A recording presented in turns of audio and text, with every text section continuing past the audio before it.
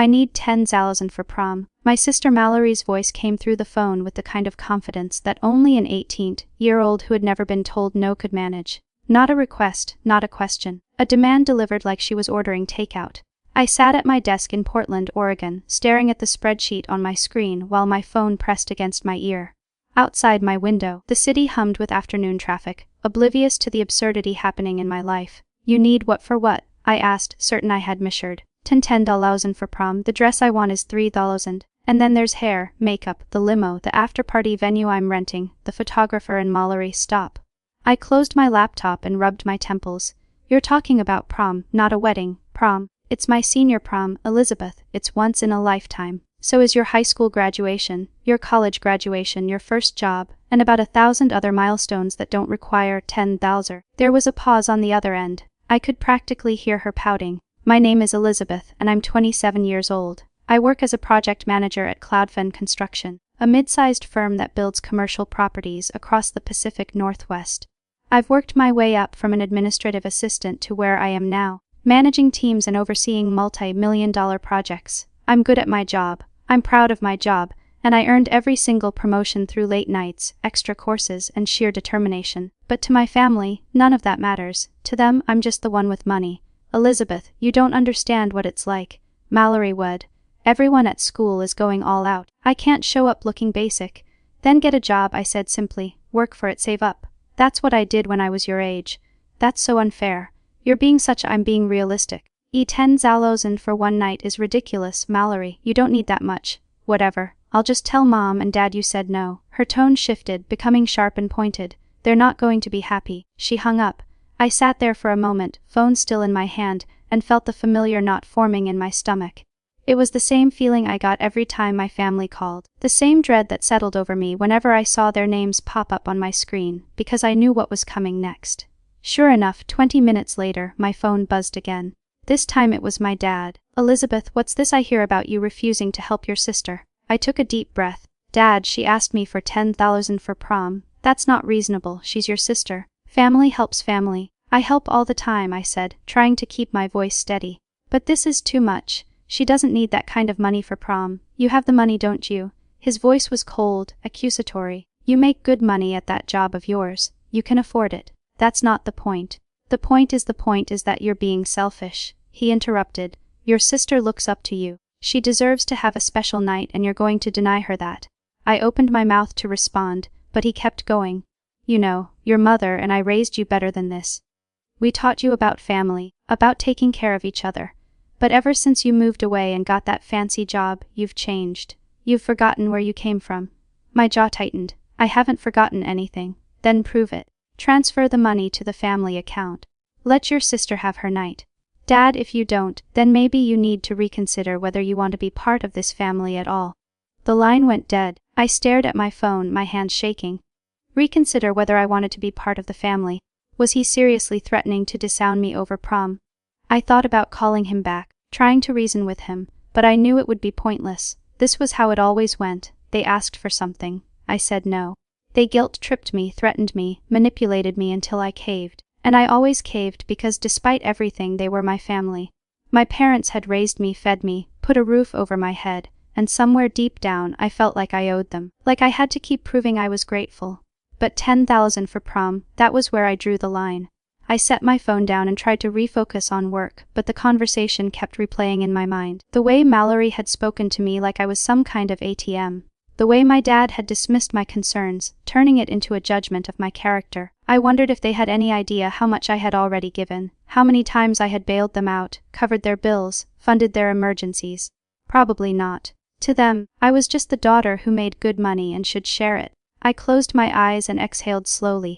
This wasn't over. I knew my mother would call next and then Mallory again, and then the family group chat would explode with messages about how heartless I was being. It was always the same pattern. But this time I told myself this time I wasn't going to give in. That evening I sat on my couch with a glass of wine trying to unwind after the chaos of the day. My apartment was small but cozy, decorated with plants and books and the kind of quiet comfort I had built for myself. It was mine, a space where I didn't have to explain myself or justify my choices. My phone buzzed on the coffee table. I glanced at it and saw the notification. Family group chat. I should have left that chat years ago, but some misguided sense of obligation kept me there. I picked up the phone and opened the messages. Mom, Elizabeth, your father told me what happened. I'm very disappointed in you. Mallory, she literally told me to get a job. Like she's so rude. Mom, this is your sister's special night. Elizabeth, you need to step up, Dad. We're waiting for you to do the right thing. I stared at the screen, my chest tightening. They were ganging up on me again. I thought back to all the times I had stepped up, all the times I had transferred money to the family joint account without question. 3 years ago, when my dad lost his job and couldn't pay the mortgage for 2 months, I had covered it. $500 gone in an instant. He had promised to pay me back, but that promise evaporated as soon as he found another job. 2 years ago, when my mom's car broke down and she needed a new transmission, $200. I paid it. She thanked me once, then never mentioned it again. Last year, when Mallory wanted to go on a school trip to Europe, $4,000. I funded the entire thing because my parents said they couldn't afford it. She came back with hundreds of photos and stories about gelato in Rome, but not a single word of gratitude. And then there were the smaller things. The family dinners I paid for. The birthday gifts I bought for everyone. The groceries I ordered when my mom complained about how expensive everything was. I had kept a mental tally at first, thinking maybe someday they would acknowledge it, appreciate it, pay me back even partially. But they never did. Instead, their expectations grew. Every time I help, they assumed I would help again and again and again. The family joint account had been my dad's idea 5 years ago, back when I first got my job at Cloud F Construction. He had suggested we all contribute to it, a shared safety net for emergencies, a way to support each other. We're a team, he had said. We take care of our own. I had agreed, thinking it was a good idea, thinking it would bring us closer, but I was the only one who ever deposited money into it. My parents never contributed. They said they were living paycheck to paycheck, barely scraping by. Mallory didn't have a job, so she couldn't contribute either. So it fell to me. Every month I transferred a portion of my paycheck into that account. 500 here, 1,000 there, sometimes more when they said they needed it. I told myself it was fine, that I was helping my family, that this was what family did. But somewhere along the way, it stopped feeling like helping. It started feeling like obligation, like I was being used. And now, after everything I had already given, they wanted 10,000 for prom. I scrolled through the family chat, watching the messages pile up. Mallory, why is she even being like this? It's not like she needs the money. She makes bank. Mom. Elizabeth, you're hurting your sister. Is that what you want? Dad, last chance to make this right. I felt the anger building in my chest, hot and tight. They didn't see me as a person. They didn't see the hours I worked, the stress I carried, the sacrifices I made. They saw a wallet. I set my phone down and stared at the ceiling, trying to calm myself. I wanted to scream. I wanted to call them and tell them exactly how I felt, to list every single thing I had done for them and ask why it was never enough. But I knew it wouldn't matter. They would twist it around, make me the villain, tell me I was being selfish, ungrateful, cruel, and part of me, some small scared part of me, would believe them. Because that was the trick, wasn't it? They had spent years conditioning me to feel guilty for saying no, to feel like I owed them, to feel like my success was somehow theirs to claim. I thought about the joint account, the money sitting there, my money, my labor, my sacrifices, and I thought about how they treated it like it belonged to all of us, even though I was the only one who ever put anything into it. My phone buzzed again. Mom, if you don't help Mallory, don't bother coming home for the holidays. I felt something shift inside me. A line had been crossed. They were threatening to cut me out of the family over prom. Not over something serious, not over something life or death. Over a party. I picked up my phone and typed a response, then deleted it. Typed another, then deleted that too. I didn't know what to say, didn't know how to make them understand. So, I said nothing. I turned off my phone and sat in the silence of my apartment, feeling the weight of everything pressing down on me. Tomorrow, I told myself, tomorrow I would figure out what to do. But tonight I just needed to breathe. The next morning I woke up to 37 missed calls and 62 text messages. I didn't even need to open them to know what they said. My family had clearly spent the night escalating, rallying each other, building their case against me. I made coffee, slow and deliberate, trying to ignore the buzzing of my phone on the counter. But eventually, curiosity got the better of me. I opened the family chat. Mallory, I can't believe she's doing this to me. My prom is ruined. Mom, Elizabeth, answer your phone. We need to talk about this. Dad, you're making a huge mistake. Family comes first. Mallory, everyone at school is going to laugh at me because my dress isn't expensive enough. Mom, you're being incredibly selfish. I didn't raise you to treat your sister this way. Dad, final warning.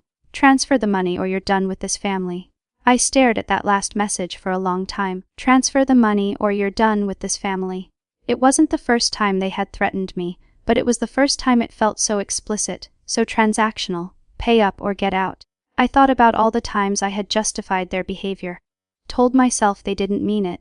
Told myself they were just stressed, just struggling, just trying to make ends meet. But this wasn't about making ends meet. This was about Mallory wanting a 10,000 in prom, and they were willing to disown me over it. I sat down at my kitchen table, phone in hand, and felt something inside me break. Not in a sad way, in a freeing way, because suddenly I realized something I should have realized years ago. They didn't see me as a daughter. They saw me as an ATM. I wasn't a person with feelings, with boundaries, with my own life. I was a source of money, a solution to their problems, a bank they could withdraw from whenever they wanted. And the worst part, I had let them. I had enabled this. I had said yes over and over, trained them to expect it, made myself available to be used, but not anymore. I opened my banking app and navigated to the family joint account. The balance stared back at me, 12,347.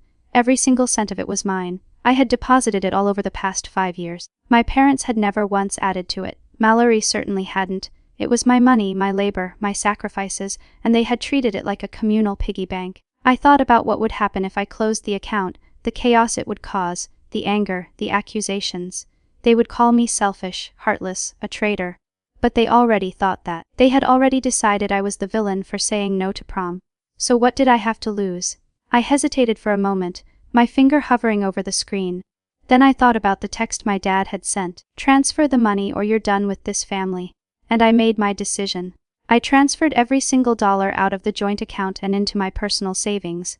Then I closed the account entirely. It took less than 2 minutes. My phone buzzed almost immediately. I knew the notifications had gone out. Knew they would see the account was empty, closed, and I knew what was coming next. I set my phone on the table and watched the screen light up with incoming calls and messages. My heart was pounding, but I felt strangely calm. For the first time in years, I felt like I was in control. The family chat exploded. Mom, Elizabeth, what did you do? Dad, call me right now. Mallory, are you serious right now? Mom, you closed the account. How could you do this? Dad, this is unacceptable. You're out of control. Mallory, I hate you. I read the messages with a strange sense of detachment. They were panicking, scrambling, realizing maybe for the first time that they couldn't just take from me anymore. My phone rang. My mom. I didn't answer. It rang again. My dad. I didn't answer. A text from Mallory. You're such a selfish, I hope you're happy. Another from my mom. We gave you everything and this is how you repay us. Another from my dad. You've made your choice. Don't come crying to us when you need help. I turned off my phone and sat in the silence. I thought about what my dad had said. Don't come crying to us when you need help. The irony was almost funny. I had never asked them for help. Not once. Not in my entire adult life. But they had asked me over and over, and I had given over and over, and now they were acting like I was the one who had betrayed them. I thought about calling them back, trying to explain, but I knew it wouldn't matter. They didn't want to understand. They wanted me to obey. So, I didn't call. I got up, got dressed, and went to work. At my desk, I tried to focus on my tasks, but my mind kept drifting back to the morning's events. I wondered if I had done the right thing, if I was being too harsh. But then I remembered the messages, the threats, the entitlement, and I knew I had made the right choice. My coworker Bethany stopped by my desk around noon. She was in her mid-30s, sharp and kind, and one of the few people at the office I considered a friend. You okay? She asked, leaning against the cubicle wall. You seemed distracted. I hesitated, then told her what had happened. She listened without interrupting, her expression shifting from surprise to disbelief to anger on my behalf. They threatened to disown you over prom, she said when I finished. That's insane. I know, and you were the only one putting money in that account. Yeah. Then you did the right thing, she said firmly. They were using you. Hearing someone else say it made it feel more real, more valid. Thanks, I said quietly. She smiled. You're gonna be okay, and honestly they'll realize how much they need you soon enough. I hoped she was right, but deep down I wasn't sure they willed. By the time I got home that evening, the family chat had blown up to over 200 messages. I didn't read them. I didn't need to. I could imagine exactly what they said, but I did turn my phone back on and within seconds it started ringing. My mom, against my better judgment, I answered. Elizabeth, what were you thinking? Her voice was shrill, panicked. You closed the account. How could you do that? I closed my account, I corrected. The money in it was mine. It was the family account. We all needed that money. You all needed my money, I said, my voice flat. Not once did you or Dad or Mallory contribute to it. Not once. That's not fair, we couldn't afford to, you know that. Then maybe you shouldn't have been spending it like it was yours. There was a pause. I could hear her breathing sharp and angry. This is about Mallory, isn't it? She said finally. You're punishing her because she asked for help. She didn't ask for help. She demanded 10,000 for prom. That's not help, that's entitlement. She's your sister and I'm your daughter, I snapped. But you don't seem to care about that. You only care about what I can give you. That's not true. Really? When was the last time you asked me how I was doing? When was the last time you cared about my life, my job, my feelings? When was the last time you said thank you for everything I've done? Silence. Exactly, I said. You don't see me as a person. You see me as a bank, Elizabeth. You're being ridiculous, am I? You threatened to disown me because I wouldn't pay for prom. We didn't mean yes, you did. Dad said it very clearly. Transfer the money or I'm done with the family. More silence. Look, my mom said, her voice softening, trying a different approach. I know we've asked a lot of you, but we're family. We're supposed to help each other. I have helped, I said. For years, I've helped. I paid Dad's mortgage when he lost his job. I paid for your car repairs. I paid for Mallory's Europe trip. I've paid for dinners, gifts, groceries, emergencies. I've given you everything you've asked for. And we appreciate. No, you don't. You take it for granted. You expect it. And the moment I say no, you turn on me. We're not turning on you. Then what do you call threatening to cut me out of the family? She didn't answer. I'm done, Mom, I said quietly. I'm done being your ATM. I'm done feeling guilty for having boundaries. I'm done sacrificing my own financial security for people who don't appreciate it. Elizabeth, please. No, I'm setting a boundary. And if you can't respect that, then maybe Dad was right. Maybe I don't belong in this family. I hung up before she could respond. My hands were shaking. My heart was pounding. But I felt a strange sense of relief. I had said it. I had finally stood up for myself, and even though I knew there would be consequences, I didn't regret it. Over the next few days, the messages continued. My dad called me selfish and ungrateful. Mallory sent paragraphs about how I had ruined her life. My mom tried guilt-tripping me, then begging, then threatening. But I didn't respond, I didn't engage. I just let them spiral. At work, I threw myself into my projects, grateful for the distraction. Bethany checked in on me regularly, offering support and reminding me that I had done nothing wrong. They'll come around, she said one afternoon over coffee. Or they won't. Either way, you'll be fine. I wanted to believe her, but part of me wondered if I had just blown up my entire family over 10,000. Then, 1 week after I closed that account, something happened that changed everything. I was at home cooking dinner when my phone rang. It was a number I didn't recognize, but it was local, so I answered. Hello. Hey Elizabeth, it's Kelsey. Kelsey, Mallory's best friend. Oh, hi, I said confused. What's up? I just wanted to call and say I'm really sorry about everything that's been happening, she said. I know your family has been giving you a hard time. That's nice of you to say. But why are you calling? Because I heard what Mallory said. And I thought you should know. My stomach dropped. What did she say? Kelsey hesitated. We were at her house a few days ago planning prom stuff, and she was on the phone with some guy talking about how she was going to get the money from you no matter what. What do you mean? She said, and I quote, Eliza won't say no if Mom pressures her enough. I've been draining her dry for years. This is just the grand finale. I felt like I had been punched in the gut. She said that. Yeah. And she laughed about it like it was funny. I sank onto the couch, phone pressed to my ear, trying to process what I was hearing. I'm really sorry, Elizabeth. Kelsey said. I know she's my friend, but that was messed up. You didn't deserve that. I just thought you should know the truth. Thank you, I managed to say. Really, thank you for telling me. After we hung up, I sat there in stunned silence. Mallory had been planning this, not just the prom request, but everything. She had been using me deliberately, knowingly, with full awareness of what she was doing. And my parents had enabled it. I thought about all the times I had given in, convinced myself it was for the good of the family, convinced myself that they needed me, but they hadn't needed me. They had used me, and Mallory had been laughing about it the whole time. Something inside me snapped, not in an emotional way, in a cold, calculated way, because now I knew the truth and I was done playing their game. I picked up my phone and opened the family chat. I hadn't looked at it in days. But now I scrawled through the messages, reading their increasingly desperate pleas. Mom, Elizabeth, we need to talk. The mortgage is due. Dad, the account was supposed to cover utilities. What are we supposed to do now, Mallory? I had to tell everyone at school I can't afford my prom dress.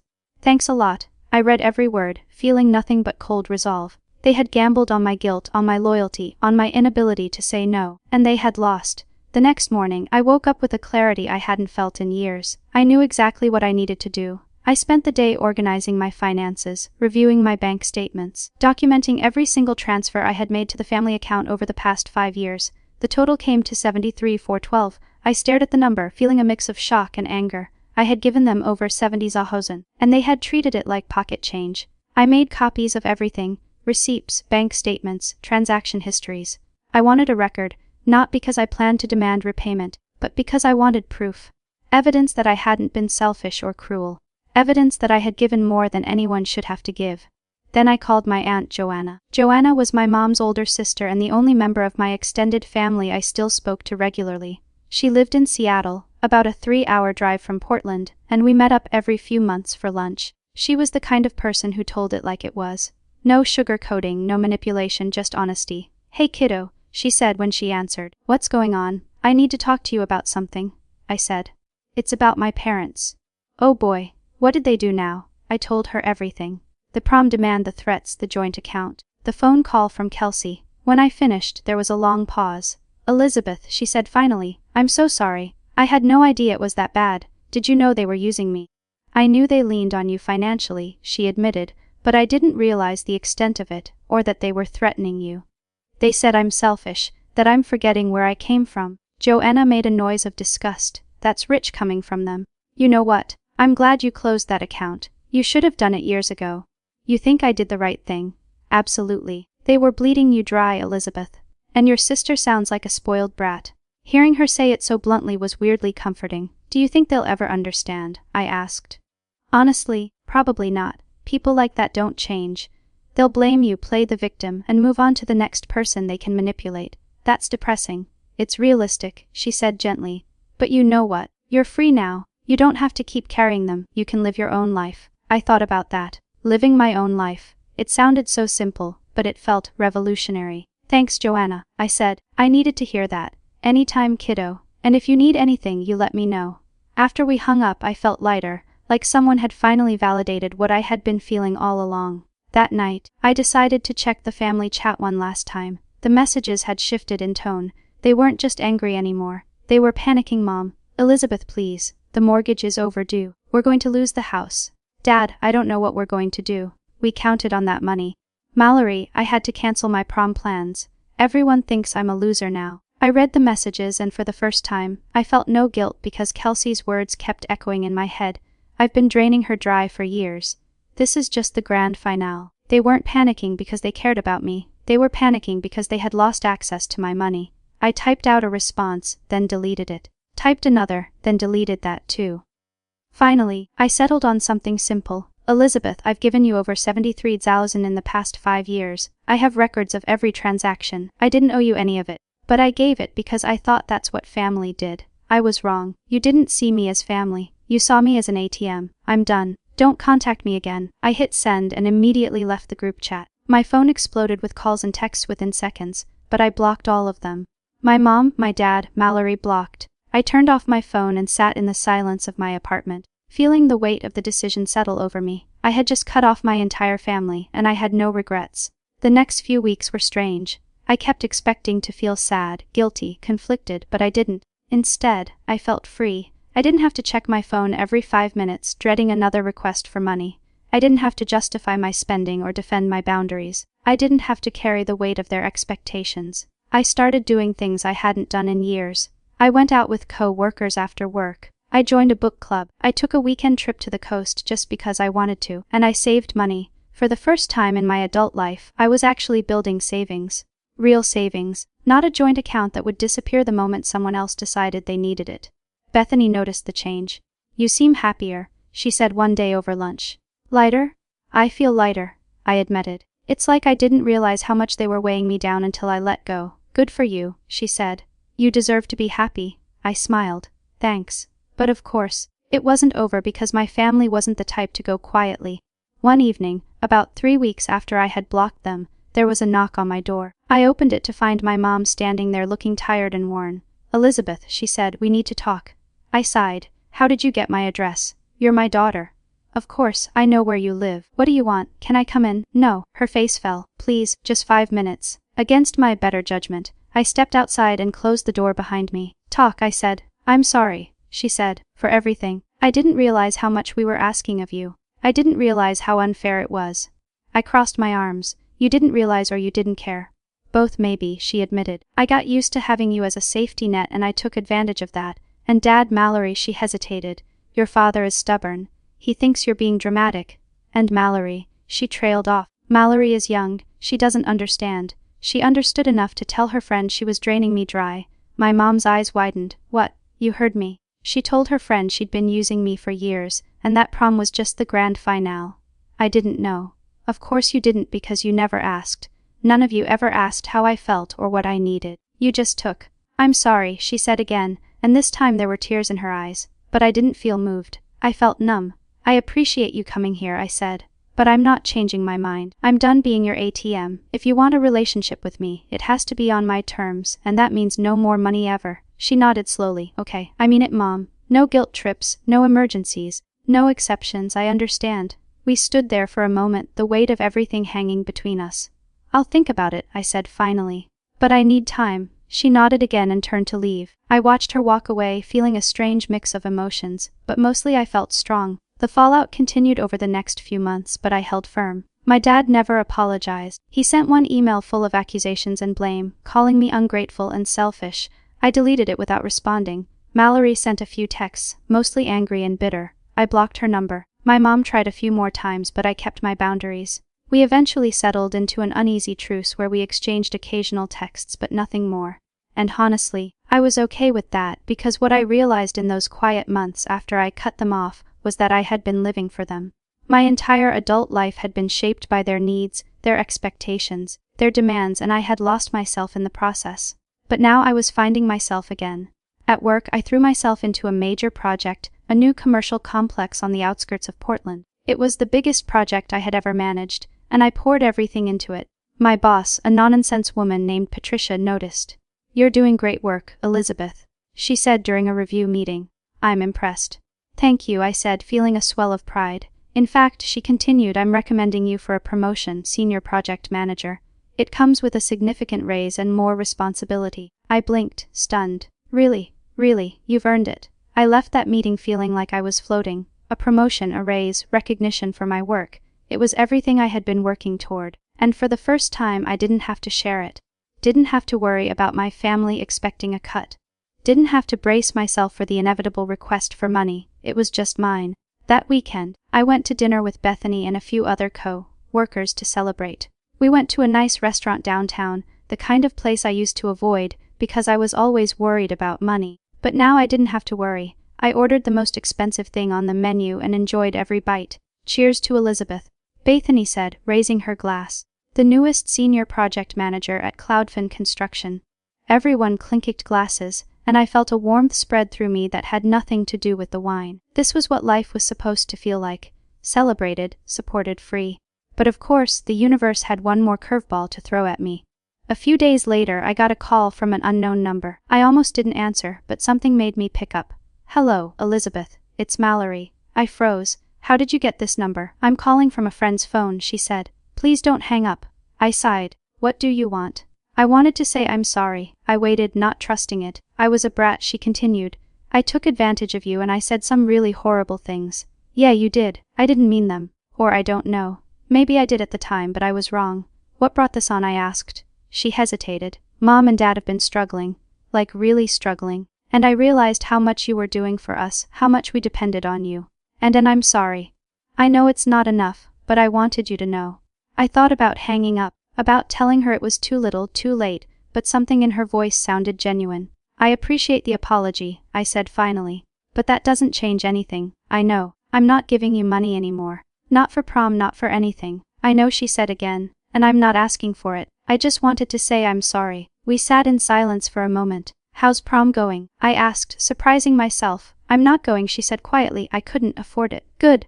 Yeah, maybe you'll learn something from it, she laughed. A small bitter sound, maybe. Look, Mallory, I said. I don't hate you, but I'm not going back to the way things were. If you want a relationship with me, it has to be different. It has to be equal. okay, I mean it, I know, and I'll try." After we hung up, I sat there, phone in hand, feeling a strange mix of emotions. I didn't know if Mallory would actually change. I didn't know if my parents would ever understand. But for the first time, I didn't feel like it was my responsibility to fix them. They had to fix themselves, and I had to focus on me. That night, as I lay in bed, I thought about everything that had happened. The phone call demanding 10,000, the threats, the joint account, the moment I had finally stood up for myself. It had been terrifying, heartbreaking, liberating. And I wouldn't take any of it back because I had learned something important, something I should have learned years ago. Family isn't supposed to drain you. Family isn't supposed to take and take and take until there's nothing left. Real family supports you, respects you, values you. And if they can't do that, then maybe they're not your family at all. I thought about Joanna, who had supported me without question. About Bethany, who had been there through every step of this mess. About Patricia, who had recognized my hard work and rewarded it. Those were my people, my real family, and I was grateful for them. I closed my eyes and thought about the future, about the promotion I had earned, the savings I was building, the life I was finally living for myself. And for the first time in years I felt truly deeply happy. The joint account was closed, the guilt was gone, the weight was lifted. I had chosen myself, and it was the best decision I had ever made. The months that followed were a revelation. I hadn't realized how much mental energy I had been spending on my family until I wasn't spending it anymore. Without the constant worry about their next request, without the guilt of saying no, without the weight of their expectations, I felt like a different person. I threw myself into work with a renewed focus. The promotion to senior project manager came with new challenges, but I welcomed them. I was managing larger teams, bigger budgets, more complex projects, and I was thriving. Patricia pulled me aside one afternoon, a few months into my new role. "Elizabeth, I wanted to check in with you," she said. "How are you finding the transition?" "It's been great," I said honestly. "Challenging, but great," she smiled. "You're doing excellent work. I'm glad we promoted you, thank you." "I really appreciate the opportunity, you earned it," she said. "And I just want you to know if you ever need support or guidance, my door is always open." I felt a warmth in my chest. This was what it felt like to be valued, not for what I could give, but for who I was and what I contributed. "Thank you," I said again. "That means a lot." Outside of work, I continued building my life. I started taking a pottery class on Saturday mornings. It was something I had always wanted to try, but never had the time or money for. Now I had both. I also started dating. Nothing serious, just casual coffee dates and dinners with people I met through apps or friends. It was fun, low pressure, a reminder that I could have a life outside of work and family drama. One evening, Bethany invited me to a small dinner party at her place. It was just a handful of co-workers and their partners, and I almost didn't go. Social events had always made me anxious, but I decided to push myself out of my comfort zone. The party was lovely. Good food, good wine, good conversation. I found myself laughing more than I had in months, trading stories with people who actually cared about what I had to say. At one point, Bethany pulled me aside. "I'm really proud of you," she said. "You've come so far since everything happened with your family." "Thanks," I said. "I couldn't have done it without you." "You absolutely could have," she said. "But I'm glad I could be there." We hugged and I felt grateful for her friendship. As the weeks turned into months, I started to notice something interesting. My family had stopped reaching out. After Mallory's apology call, there had been a few more attempts from my mom. But when I held firm on my boundaries, she eventually stopped trying. I wondered if they had found someone else to lean on or if they had finally learned to stand on their own. Either way, it wasn't my problem anymore, and that realization was freeing. One Saturday afternoon, I was at the farmer's market picking up fresh vegetables and flowers when I ran into someone I hadn't seen in years. "Elizabeth." I turned to see a familiar face. Logan, an old college friend. "Logan." "Oh my gosh." "Hi," I said, genuinely surprised. We hugged and he grinned. "It's been forever. What are you doing in Portland?" "I live here," I said. "I work for Clough Construction." "No way." "I just moved here for work. I'm at Sunnindale Financial." We spent the next hour catching up over coffee at a nearby cafe. He was funny, smart, easy to talk to, and by the time we parted ways, we had exchanged numbers and made plans to have dinner the following week. As I walked home, I felt a lightness in my step. Life was good, really good, and I had gotten here by choosing myself. The promotion had boosted my income significantly, and I was finally able to save in a way I never had before. I opened a retirement account. I started a small investment portfolio. I even began researching trips I wanted to take, places I had always dreamed of visiting but never thought I could afford. For the first time, I was planning a future that was entirely mine. But in the back of my mind, I knew the situation with my family wasn't truly over, because closure, I was learning, didn't always come from a single conversation or decision. Sometimes it came in waves, and the next wave was about to hit. One evening as I was cooking dinner, my phone rang. It was Joanna. "Hey," I said, putting her on speaker. "What's up?" "I wanted to give you a heads up," she said. "I just got off the phone with your mom." My stomach tightened. "What did she want?" "She's been asking me for money," Joanna said.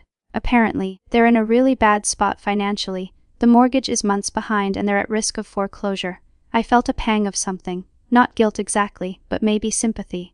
"What did you tell her?" I asked. "I told her no," Joanna said firmly. "I'm not enabling them the way you did, and I wanted you to know in case they try to reach out to you again. Thanks for the warning." "Are you okay?" I thought about it. Was I okay? Yeah, it's sad, but it's not my problem to fix. "Good," Joanna said, "because it's not. They made their choices." After we hung up, I stood in my kitchen stirring a pot of pasta, thinking about my parents. Part of me wanted to help them. Old habits died hard, but the smarter, stronger part of me knew better. They had treated me like an ATM for years, and now they were facing the consequences of their choices. I couldn't save them, and I wouldn't try. A few weeks later, I got another surprise. I was at work reviewing blueprints for a new project when my phone buzzed with a notification. It was an email from my dad. I stared at it for a long moment, debating whether to open it. Finally, curiosity got the better of me. The email was short. Subject: "We need to talk. Elizabeth, I know you don't want to hear from me, but I'm reaching out because we're in serious trouble. The bank is foreclosing on the house. We have 60 days to come up with the back payments or we lose everything. I'm not asking for a handout. I'm asking for a loan. I'll pay you back. I promise. But we need help. Please, Dad." I read it twice, then closed it. I wasn't angry. I wasn't sad. I was just tired. Tired of the manipulation. Tired of the desperation. Tired of being seen as a solution to their problems. I didn't respond. That evening, Bethany and I met for drinks after work. I told her about the email. "What are you going to do?" she asked. "Nothing," I said. "I'm not responding." "Good, he doesn't deserve a response." "I know," I said, "but part of me feels guilty, like maybe I should help." "Why?" Bethany asked. "They never helped you. They used you." "I know." "Then let them deal with the consequences." I nodded, knowing she was right. Over the next few weeks, I got a few more emails from my dad, each one more desperate than the last. Then one day, I got a call from Mallory. I almost didn't answer, but something made me pick up. "Elizabeth," she said, her voice shaking. "Please don't hang up." "What do you want, Mallory?" "We're losing the house," she said. "We have to move out in 2 weeks and I don't know where we're going to go." I felt a flicker of sympathy, but I pushed it down. "I'm sorry to hear that," I said, "but there's nothing I can do." "You could help us," she said. "You have the money." "It's my money," I said, "and I'm not giving it to you." "You're so selfish," she shouted. "You're letting us become homeless." "No," I said firmly. "You're becoming homeless because your parents didn't manage their finances. That's not my fault. You could stop it." "I could," I agreed. "But I won't because I've already given you more than I should have and you didn't appreciate it. You used me and now you're facing the consequences." She was crying now. "Elizabeth, please. I'm scared." "Then tell Mom and Dad to figure it out," I said. "Get a second job, sell the car, downsize. Do what millions of other people do when they can't afford their lifestyle." "You're heartless." "No," I said. "I'm just done being your ATM." I hung up. My hands were shaking, but I felt strong, resolved. They weren't my responsibility. They never had been. A week later, Joanna called again. "They lost the house," she said. "They moved into a small apartment across town. Your mom called me crying, saying you could have stopped it." "I could have," I said, "but I didn't." "Good," Joanna said. "They needed a wake-up call. Do you think they'll ever understand?" "Honestly, probably not, but that's not your problem." She was right, it wasn't my problem. Around the same time, my relationship with Logan had been progressing. We had been on several dates, and I found myself genuinely enjoying his company. He was kind, funny, and most importantly, he didn't ask me for money or expect me to solve his problems. One evening over dinner he asked me about my family. "We're not close," I said simply. "That's okay," he said. "Family can be complicated." "That's an understatement." He smiled. "Do you want to talk about it?" I hesitated, then told him the whole story. The joint account, the demands, the threats, the decision to cut them off. He listened without interrupting, and when I finished, he reached across the table and took my hand. "You did the right thing," he said. "You think so?" "Absolutely. No one should use you like that. Family or not." I felt tears prick my eyes. "Thank you for what?" "For seeing me, for valuing me." He squeezed my hand. "You're worth valuing. In that moment, I realized something important. I had spent so many years trying to prove my worth to my family, trying to earn their love and appreciation. But I didn't have to prove anything. Not to them, not to anyone. I was enough just as I was, and the people who mattered would see that. The next few months were some of the happiest of my life. Work was fulfilling. My friendships were strong. My relationship with Logan was growing, and I was finally truly free. I still thought about my family, sometimes wondered how they were doing. Hoped in some small way that they were okay, but I didn't feel guilty anymore. I had made my choice and I was living with it, and they had made their choices and they were living with them too. That was how life worked. 6 months after I closed the joint account, I received one final message from my family. It was from my mom, sent via email because I had blocked her phone number. Subject: I'm sorry, Elizabeth. I don't expect you to forgive me. I don't even expect you to read this, but I needed to say it anyway. I'm sorry. I'm sorry for the way we treated you, for taking advantage of your generosity, for making you feel like you owed us something when you didn't. You were right. We used you and we didn't appreciate you. And now we're paying the price. Your father and I are struggling, but we're managing. We had to downsize and it's been hard, but we're learning to live within our means. Mallory got a part-time job. It's not much, but it's something. I don't know if you'll ever want to talk to us again, but I wanted you to know that I understand why you don't. I hope you're happy, Elizabeth. You deserve to be. Love, Mom. I read the email 3 times, feeling a mix of emotions. Relief, sadness, closure. I didn't respond. Not because I was angry, because I didn't need to. The apology was enough, not to rebuild the relationship, but to let me know that maybe, just maybe, they were finally understanding what they had done. That evening, I went for a walk along the waterfront. The sun was setting, painting the sky in shades of pink and orange. The air was cool and crisp, and I felt a sense of peace wash over me. I thought about the past year, the chaos, the pain, the freedom. And I thought about the future, the possibilities, the choices I could make now that I was no longer tied to their expectations.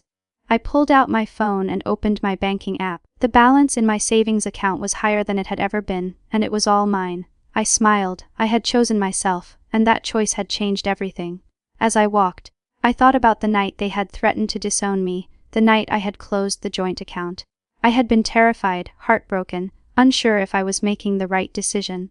But now looking back, I knew I had, because that night I had stopped being their ATM and I had started being my own person. I had set boundaries.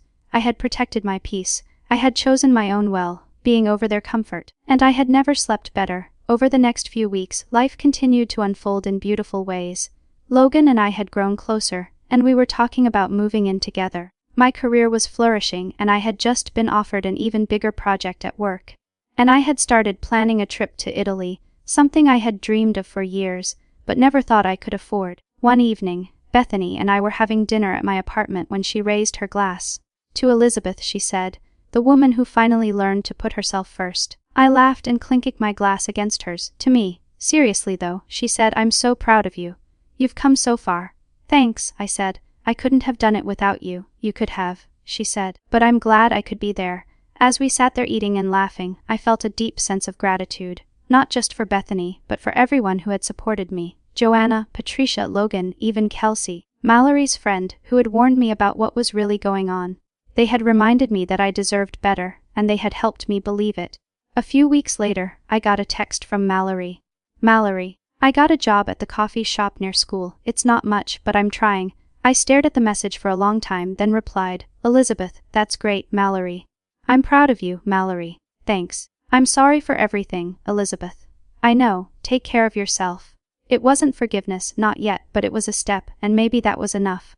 Looking back on everything that had happened, I realized that closing the joint account had been the best decision I had ever made. Not because it had hurt my family, but because it had freed me. For years I had been living for them, working for them, sacrificing for them. But now I was living for me, and it felt incredible. As the months passed, I learned to let go of the guilt, to stop worrying about whether they were okay, to trust that they would figure it out, just like everyone else had to. And slowly, I started to rebuild. Not my relationship with them, but my relationship with myself. I learned to value my time, my energy, my money. I learned to say no without feeling guilty. I learned to prioritize my own happiness, and I learned that choosing yourself isn't selfish. It's necessary, because if you don't choose yourself, no one else will. In the end, my parents lost the house they had lived in for 20 years. They moved into a modest two-bedroom apartment on the outskirts of Portland, far from the neighborhood they had once been so proud of. My dad took on extra shifts at a warehouse job, and my mom started working part-time at a grocery store. Mallory, forced to grow up quickly, balanced school with her coffee shop job, learning for the first time what it meant to earn her own money. The entitled girl who had once demanded 10,000 for prom was gone, replaced by someone who finally understood the value of $1. They never asked me for money again and I never offered. As for me, I continued building the life I had always deserved. I traveled, I thrived at work, and I surrounded myself with people who valued me for who I was, not what I could give them. The revenge I had taken wasn't loud or dramatic, it was quiet and powerful. I had simply chosen myself, and that choice had set me free. Looking back, I realized that the moment I closed that joint account and slept like a baby was the moment I truly became my own person.